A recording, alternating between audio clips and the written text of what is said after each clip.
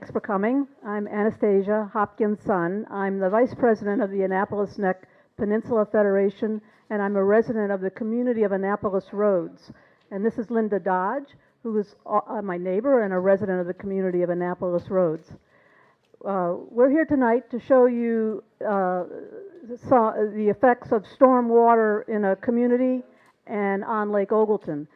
The community of Annapolis Roads is on the Bay Ridge Peninsula on the south side of Annapolis.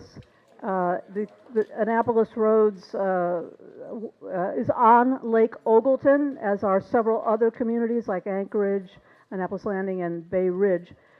Lake Ogleton's about a mile long, and it opens up to the mouth of the Severn River.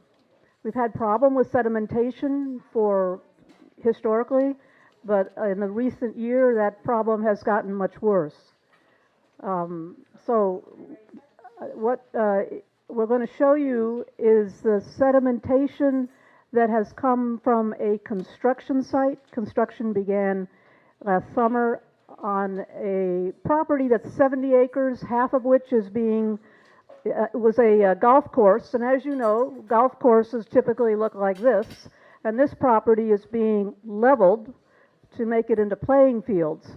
That's a massive amount of soil that's being moved around. The developer and the contractor went to every effort up to the standards of the county under the inspection of the Maryland Department of the Environment to bring this up to all standards that were required. And you'll see that that wasn't sufficient. We have significant sedimentation coming into the forest next door, which is a 30-acre forest that's privately owned by the community, and eroding streams, as you'll see. And it's also laid a great deal of sediment into Lake Ogleton. And there's the remediation for this is to be determined. Maybe it'll be one of those Eric Michelson projects, who knows? There are all kinds of recourses. So let me ask Linda to walk you through just some visuals so you get a sense of what storm water can look like when it erodes the soil. Linda? Good evening. So I've always been a proponent of a picture's worth 1,000 words, and so this is what we're going to do. We're going to show a lot of photos that have a lot to do with some of the effects that we're seeing, but also we have some comparisons, some before and afters, or I'll let you decide which is the better looking. Also, most of the photos and footage that you're going to see this time are from more recent events in February, but we also had events in August, we had events in September, November, and so on. So if it rains, we have an event. I'm sure you can all appreciate that. So let's get started. So this is what we're used to seeing. Essentially, this is what Anastasia described as being the construction site. It used to be a lovely rolling golf course, and it's soon to be an athletic park. This is Lake Ogleton, how most of us like to see it and remember it. And this is what it looked like in February, just a couple weeks ago. So again, 16 before the construction started and a couple weeks ago. And this is Chase Pond. Chase Pond lies near adjacent to Claiborne Road, and between Claiborne Road and, was it Heritage Harbor? No. Where Sam's is. Chesapeake Harbor, excuse me. Here's Lake Heron, which is very close to it. Again, chocolate brown, not what we're used to seeing. This is no before and after on this. This is both after. This is a video. I think this will give you a perspective, and it's flying up and going across the construction site.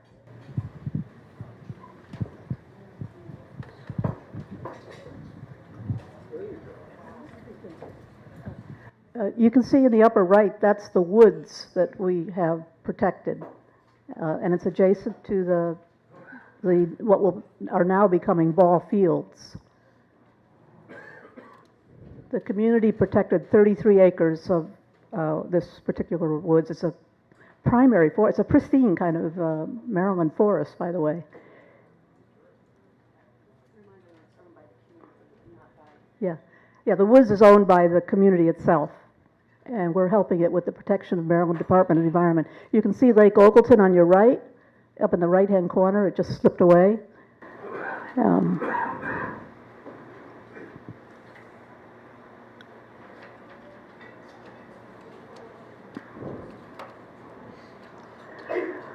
So this used to be a hilly golf course, very hilly, actually, sort of by the standards of St. Andrews. That's what it was designed to be like.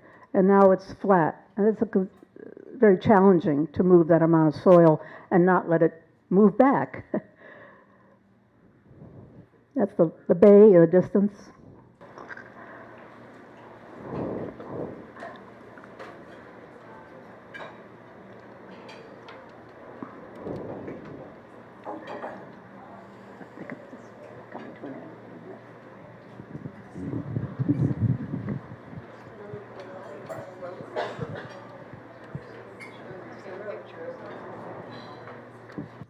So again, as Anastasia was saying, what you saw, the video, was an aerial view. And as you can see here, the blue outline, and I don't have a, do I have a pointer in this? Yeah, the red button. Okay, the upper right corner of the picture. Right here. Oh, I got big fingers apparently. Great, just great.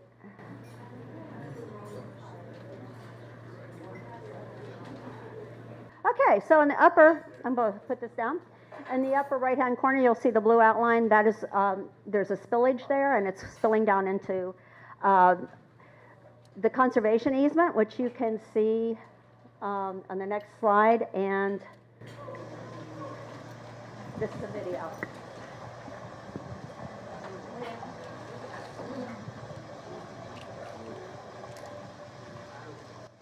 Again, this is a conservation easement that this is going through. A different site in the woods.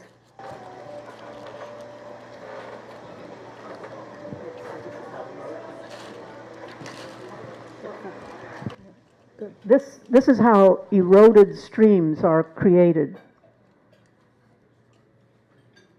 And here's some more examples of erosion in the backyards of people.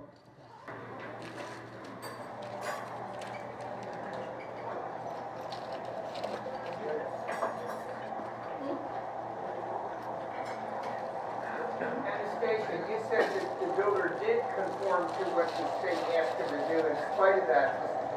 That's correct.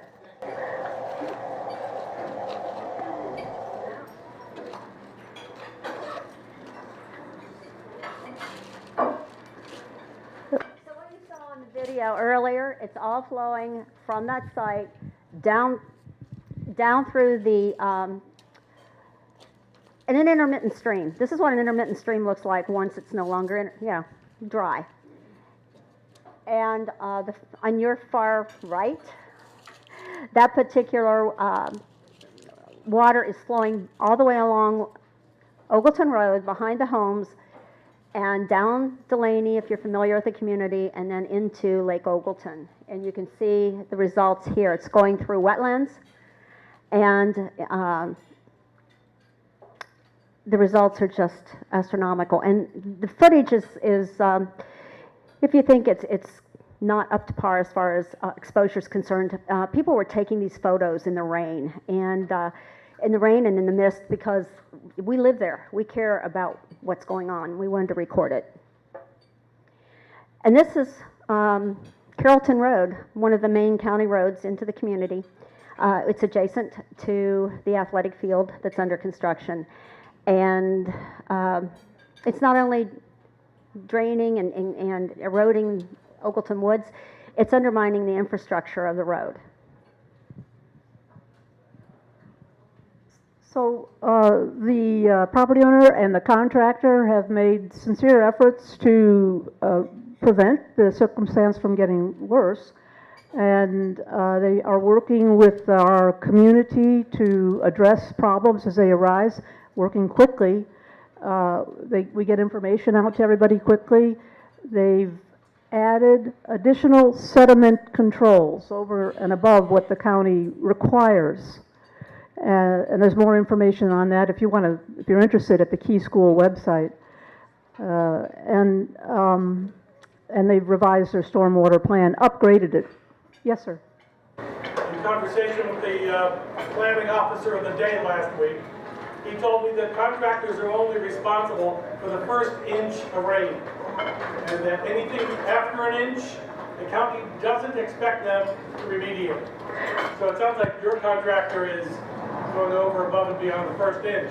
But that's a serious deficiency in the county's regulations. That's not true. The county regulations are geared towards the first inch per hour of rainfall, but that is no longer the kind of climate we're in. And I mean, Richard will help us understand this a little better. But yes, the whole point of this is that even if you meet the county standards, and MDE inspects your site and says it meets all standards, the standards can be overflowed very quickly. Yes, in the back. So the whole science of sedimentation and erosion is something we're going to have to learn, because our laws and our bureaucrats and our engineers aren't really fully up to speed on the topic, and need additional information, training, and need pressure from us.